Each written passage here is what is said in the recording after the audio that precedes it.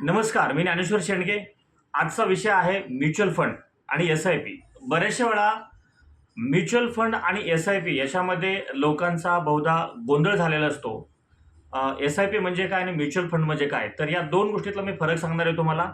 तर mutual fund म्हणजे अनेक लोकं एकत्र येऊन त्यांचा पैसा गोळा करून ते म्युच्युअल फंडामध्ये गुंतवणूक करतात आणि हा पैसा कोण मॅनेज करतं? तर म्युच्युअल फंडमध्ये म्युच्युअल फंड कंपनीचा फंड मॅनेजर पैसा हा मॅनेज करतो आणि भारतातल्या चांगल्या टॉप कंपन्यांमध्ये हा पैसा इन्व्हेस्टमेंट केला जातो आणि त्यामधून हा पैसा लोकांचा पैसा इथे वेगवेगळ्या ठिकाणी गुंतवणूक करून त्याची वाढ होते.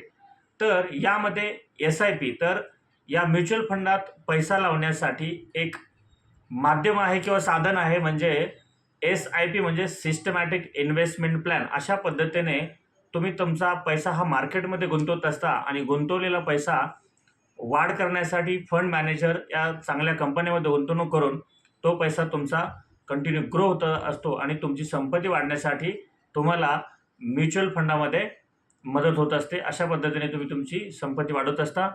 धन्यवाद.